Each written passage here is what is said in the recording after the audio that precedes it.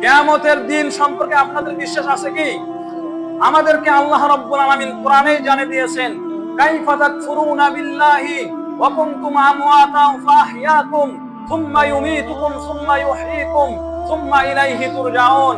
হে বান্দা, তুমি কিভাবে আল্লাহ তাআলার কুফরি করো, আল্লাহ তাআলাকে কিভাবে অস্বীকার করো? তুমি তো ছিলা নিষ্প্রাণ, তোমার কোনো প্রাণ ছিল না।